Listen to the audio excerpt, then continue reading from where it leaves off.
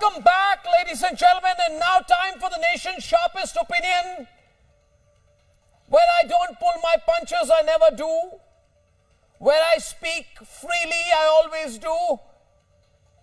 And I'd like to expand on an issue on which I believe you should think.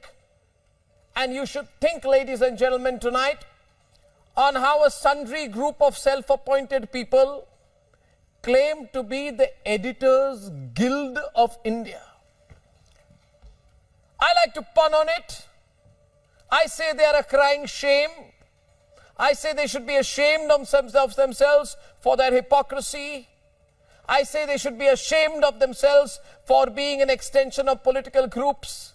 I say they should be ashamed of themselves for the fact that there are very few editors, mostly ex-editors, some sundry socialite columnists, and ex-head controversial of the Amnesty, and ex-politicians who come together in an interest group and claim to be the Editors Guild of India. They are not.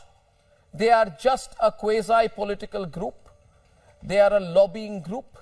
They are people with a clear political intention. They are virtually an extension of the I.N.D.I.A. alliance. They have no objectivity. And ladies and gentlemen, they do everything to really sully the profession of journalism. And that is why I call them the Editors Guilt of India. Guilt of India. Ladies and gentlemen, these are the people who are virtually clapping.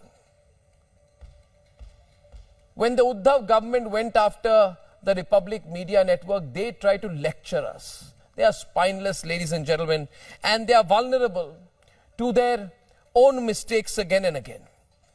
When the West Bengal government files repeated cases against the Republic Media Network, the Editors Guild of India applauds by virtue of its silence.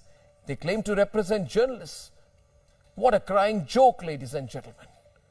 When people carry out cases of fake news that sully and dirty the profession, and when the Wire, that pamphlet, is caught in the middle of the tech fog scam for fake news, the Editors Guild of India supports the Wire. In other words, they support fake news and they claim to uphold journalistic values. Ladies and gentlemen, there is no greater emblem of hypocrisy in this country today than the Editors Guild of India.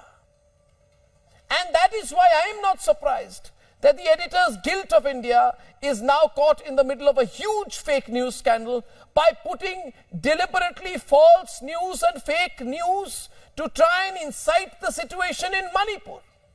When caught red-handed, they say, oh, it was just a mistake, we'll clarify it.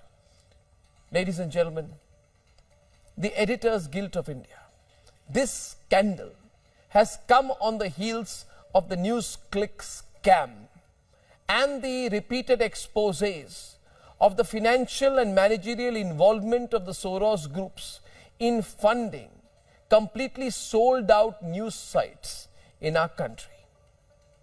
We at Republic believe that it is truly time for these individuals, groups, entities, sites, compromised individuals, organizations, whatever, to come together and introspect on how much they have fallen and how much leeway they have taken by claiming to represent journalist values in our country.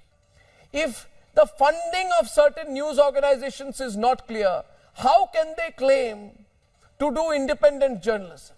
Ladies and gentlemen, the Manipur government's FIR on the Editors Guild of India must be debated. I have myself questioned what has happened in Manipur, but I have done so freely, and I have done so responsibly, and I have done so on the basis of honesty and fact. But if people who claim to go and do fact-finding themselves put out fake news, then they really do not deserve to operate as a guild or guilt, whatever they are. Ladies and gentlemen, let's debate.